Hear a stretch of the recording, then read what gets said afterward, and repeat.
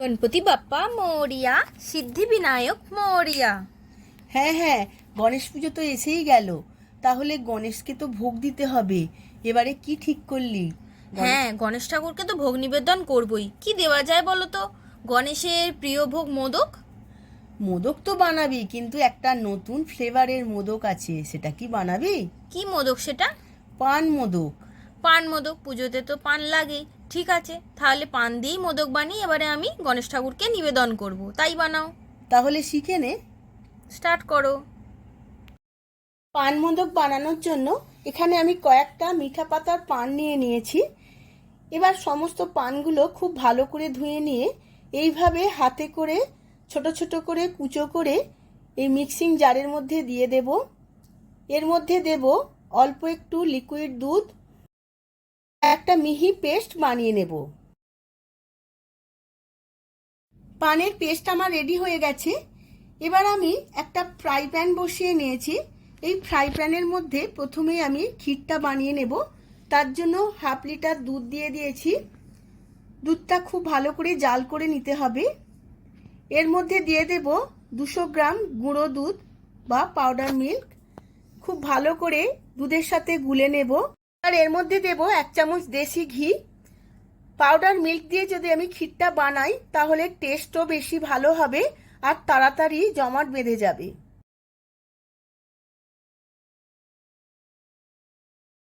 ক্ষীরটা আমার অনেকটাই ঘন হয়ে গেছে। এবার এর মধ্যে দিয়ে দেব ডেসিকেটেড কোকোনাট 1 প্যাকেট। খুব ভালো করে মিশিয়ে নেব এই ক্ষীরের সাথে। তারপর দেব প্রয়োজন মতো চিনি। আপনারা চিনির পরিমাণটা বুঝে দেবেন। এখানে আমি 1 বাটি চিনি মানে 100 গ্রাম চিনি দিয়েছি। এবার সমস্ত কিছু খুব ভালো করে আরও 5 মিনিটের মতো নেড়ে নেব। আপনারা ডেসিকেটেড কোকোনাট বাড়িতেও বানিয়ে নিতে পারবেন। নারকেল শুকনো করে গায়ের কালো অংশটা বাদ দিয়ে মিক্সিতে গুঁড়ো করলেই হয়ে যাবে। এবার দিয়ে দেব পান আর দুধের পেস্ট, যে পেস্টটা আমি বানিয়ে নিয়েছিলাম। এবার সমস্ত কিছুর সাথে খুব ভালোভাবে মিশিয়ে নেব। এই সময় গ্যাসের ফ্লেমটা মিডিয়াম রাখতে হবে। এই সময় দিয়ে দিয়েছি 2-3 ফোঁটা ফুড কালার, পানের খুব সুন্দর কালারটা আনার জন্য। এইভাবে আমি আরও 5 মিনিট পাক করে নেব এবং সমস্ত কিছু খুব ভালোভাবে মিশিয়ে নেব। মোদকের ছাইটা আমার খুব সুন্দরভাবে পাক করা হয়ে গেছে, খুব টাইটও হয়ে গেছে। আমি এখানে কোনো রকম এসেন্স ব্যবহার করিনি। এখানে মিষ্টি পানের যে একটা অরিজিনাল গন্ধ আছে সেটাই রাখতে চেয়েছি। এবার আমি গ্যাসের ফ্লেমটা অফ করে দিয়ে কিছুক্ষণ ঠান্ডা করে নেব।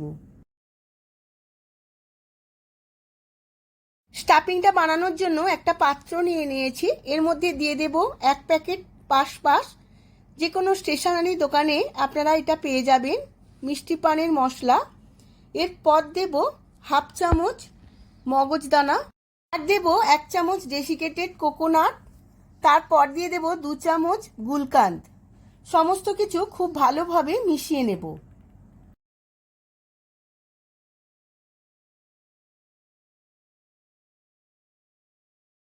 উপকরণগুলো মিশিয়ে নেওয়ার পর দিয়ে দেব 1 চামচ ত্রুটি ফুটি আর 1 চামচ কাজু কুচনো।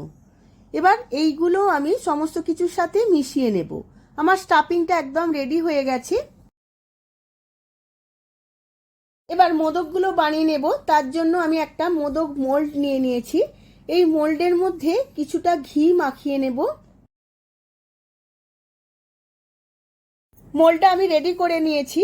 এই রকম মোল্ড আপনারা যে কোনো মার্কেটে পেয়ে যাবেন।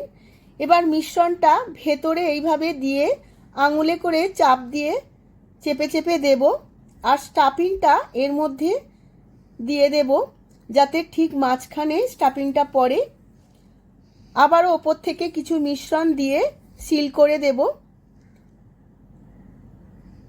এই রকম পান মোদক একদম পানের মিষ্টি পানের মতোই খেতে লাগে। এবার খুলে দেব এইভাবে মোলটাকে। দেখুন বন্ধুরা, কত সুন্দর ছাপটা উঠেছে। এইভাবে আমি সমস্ত মোদকগুলো বানিয়ে নেব।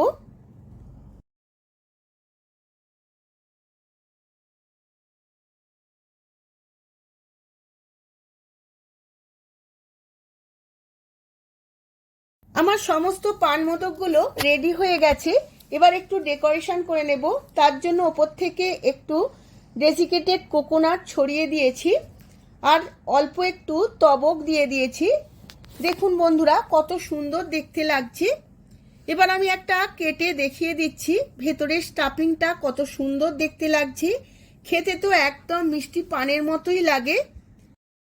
পান মোদক তো রেডি হয়ে গেছে, তাহলে দেখে নিয়েছিস, এইভাবেই ঠাকুরকে ভোগ দিবি।